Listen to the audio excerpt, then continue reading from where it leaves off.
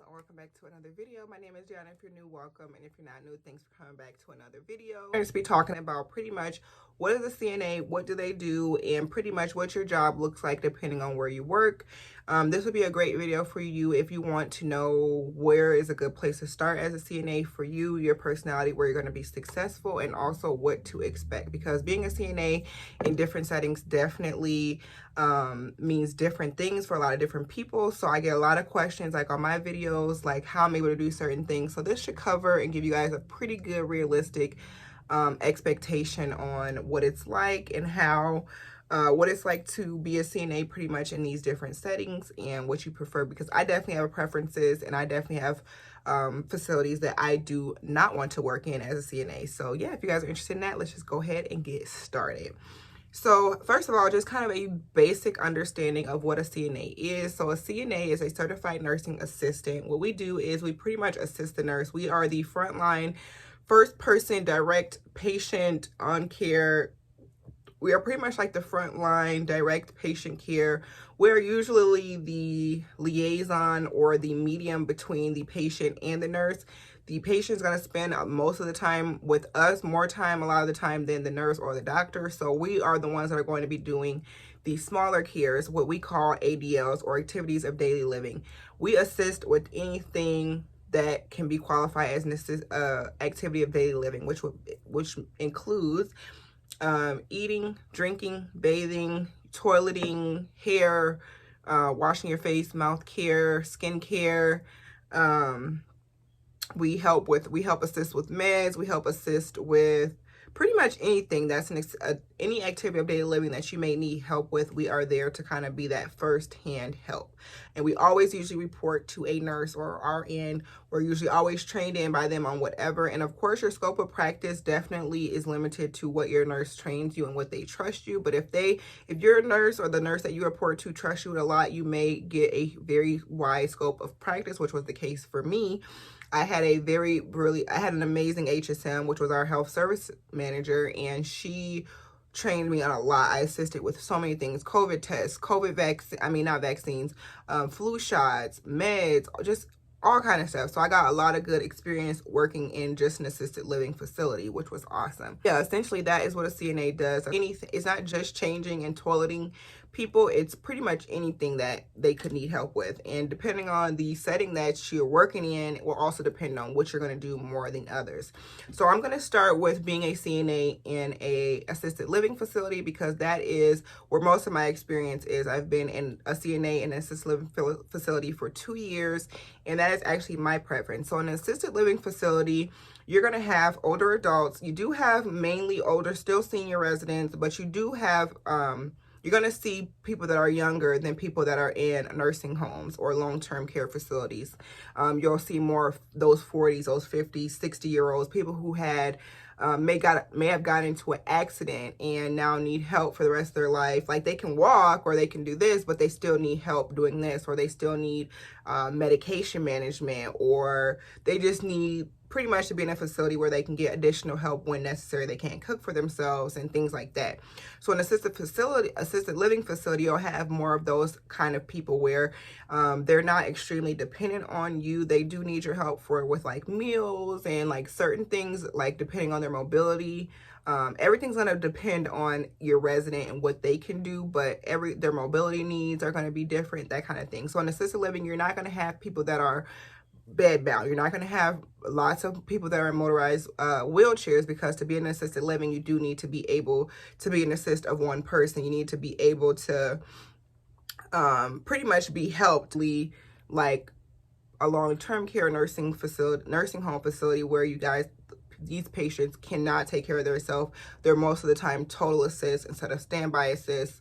So yeah, in assisted living, you're going to be less patient care as far as like total dependent care. You're going to have a lot more independent residents that just more or less need you with different types of things. Everybody's different. They might need you to help put their oxygen on. They might need you to help move something. They might need you to help walk them or escort them somewhere, or that kind of thing. Help bring their groceries up, or that kind of thing. Not like total everything. You're not going to be feeding these people, that kind of thing. So that's why I like to work in assisted livings, because it's less of the physical labor, less dependent care, which can be a lot easier on your body. Now, don't get me wrong. You still have patients, certain patients that will need you more, and you will have more physical work, but there's less of them because there's not really, like assisted living, my job, we're not allowed to have Hoyer lifts and easy stands. So if a patient cannot be helped and cannot be safe and have a safe care plan at our facility without those items, they're not allowed to live there. So for the most part, it kind of keeps things pretty capped and pretty safe, and that is for the most part with all assisted livings. My favorite is to work in assisted livings because they are just a little bit easier than the long-term care on your body. I also like the fact that you have more coherent patients, so you can talk to them, you can develop relationships with them. They get used to you, they know your name, and vice versa. And you can connect with them and their families. I like that. Sometimes it's kind of sad, like when I work in memory care or in nursing homes, when your patient doesn't really know who you are, you can't communicate with them as much. You don't know much about their history. You know, it's just a little bit more rewarding to be able to talk to your patients and be aware and hear the stories. I love that part of my job. Another benefit also too, and another responsibility that you have in assisted living is normally you do give meds, and you usually do vitals as well. That is something that is completely the CNA responsibility at my job, but sometimes they do have med techs in assisted living, but for the most part, it is just you as the home health aide, or CNA. That's what they call you at a assisted living, because it's technically their home. You're going to be giving them their meds. You're going to be giving them their insulin or taking blood sugar. That's what I do at the assisted living facility where I work. You'll be taking more, you'll be doing their vitals as well as their ADL. So I like that there's a good mix. It's not just heavy physical cares. You don't just feel like you're just bathing and changing patients. You feel like you're actually doing stuff. You're actually making a difference. You're doing vitals, you're giving meds, and it just makes me feel more like a nurse, I guess I should say, than just a CNA. And I love that part, and that's why I prefer to work in assisted livings. I've also noticed that assisted livings usually do pay pretty well as well. They are usually on the higher scale of paying, and usually for less to work. So I love assisted livings, and definitely think it's a good place to start and get your feet wet, especially if you've never taken care of people before. So move on to nursing home, or LTC, long-term care facilities. So pretty much, you guys, those are all of your nursing homes or your rehab centers that are not hospitals, and yeah, they're pretty much the nursing home. I did my clinicals through my CNA program in a nursing home, and I did not like it. Most people that I know, that I've talked to, that I work with, most CNAs, they've all agreed that the nursing home is probably one of the hardest places to work, because of the hard work that you have on your body. So in a nursing home, you're not going to be passing meds. They do have a med tech, and or they will have their nurses passing the meds for you. So really, you are strongly and heavily focusing on ADLs. You're feeding patients, you're getting them dressed, you're toileting them, you're pretty much, you're skin checking, you are bathing. That's it. You're doing that kind of work. And I don't want to say that's it, because that's very important work, but it's more or less you are just physically taking care of that patient. You get your assignment, and you're just doing whatever they need to do, getting them dressed, all their ADLs, feeding them, all of that stuff, minus the fun stuff. So you're not going to really be doing many vitals. The only vitals you might do are like blood pressure, weight, respirations, those kind of things, but you're not going to really be taking many blood sugars. You're not really going to be, you're not going to be passing any pills, because like I said, in a nursing home, they already have people that do this. So you're mainly just there to assist the nurse and physically take care of that patient. So that is why typically my least favorite, because I feel like it's the most taxing on your body. I just feel like because you're mainly just doing cares, you don't have anything to kind of give yourself or make you feel like you have a break. Where you're in assisted living, it's a mixture of both. You won't always have like a hard day.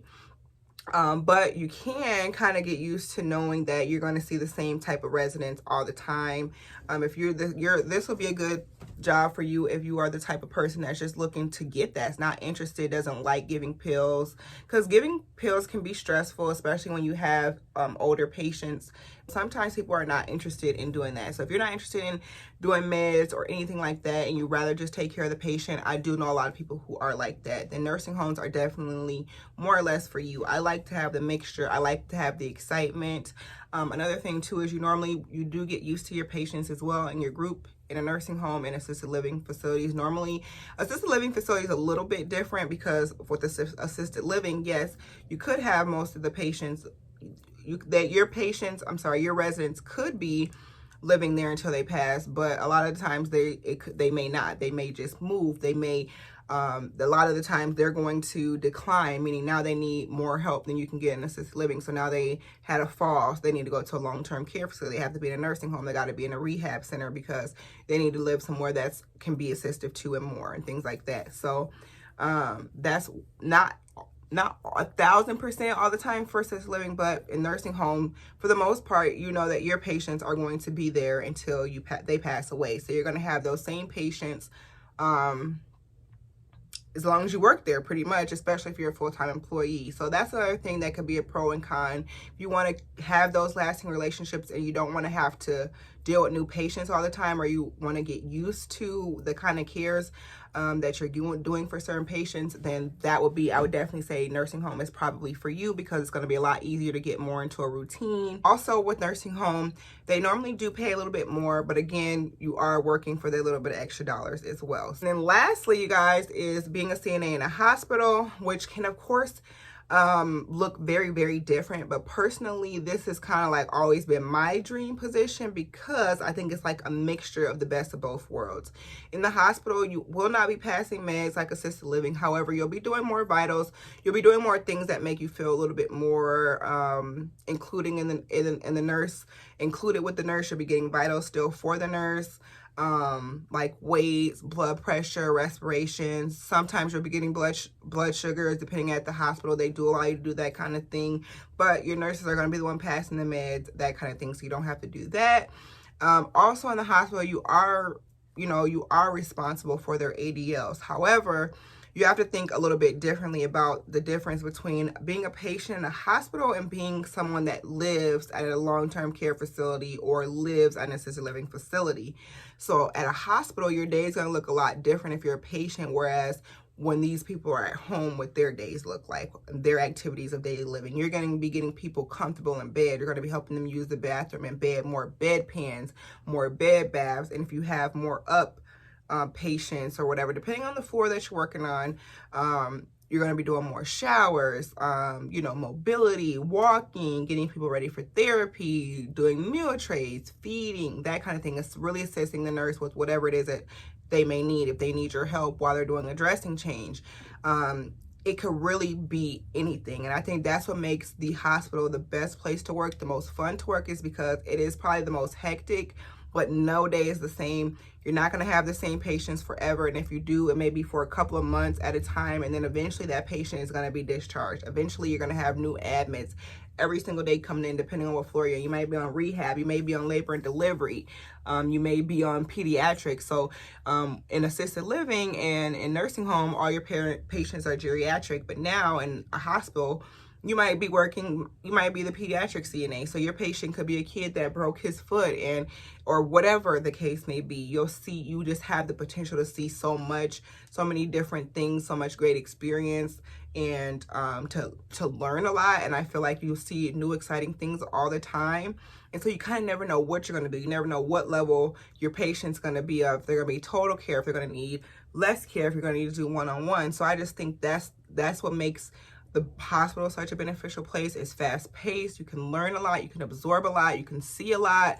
You can get a lot of good experience. And I feel like, especially if you're doing this to become a nurse one day, great experience. And there's a lot of people who don't have any interest in doing that and are very content with working in the hospital as a CNA because of the variety that you see, because of the different departments that you can go to and see. So my dream floor and place in a hospital to be a CNA would be labor and delivery, otherwise postpartum or the NICU. I would love to work with kids, babies, and pregnant women. That's just my passion. That's what I'm interested in, especially even when I become an RN, that is what my interest is. So you know, that's going to look a lot different than if I'm a CNA on a med surg floor, or if I'm a CNA on a brain injury floor, where you got people who have, you know, literally brain injuries. Then it's going to seem more like a nursing home work because they're more dependent. So yeah, you guys, I hope that you guys were able to follow along through this video. That's a little bit of just a breakdown. One little thing to add, another good benefit and good determining factor if a hospital is good for you. Do you do well under pressure? Because like I said, it's fast paced, but also usually the hospitals pay the most and the highest on the pay scale range. And also they have the best benefits. You're going to get your medical, your healthcare, your tuition reimbursement, that kind of thing. So just kind of like a pick and choose to think about. I know it's a little bit of a pickle with this whole hospital and travel nurse thing, but that's that, you guys. So that is kind of a little bit, just a little bit of a general difference between what it's kind of like working between assisted living in a hospital or at a nursing home. There are travel CNA jobs as well as like home health aide jobs where you have like one client, but excuse me, I don't really have too much information on that, so I didn't want to speak from that because I don't really know many people that do one-on-one CNAs to speak on that. But yeah, so if you guys found this video helpful, don't forget to give me a thumbs up. Subscribe if you guys are new. I love you guys. Let me know down below what your experience is. If you guys agree or disagree with anything that I said, I love to have conversation and hear it all. So I love you guys, and I'll see you in the next video. Bye.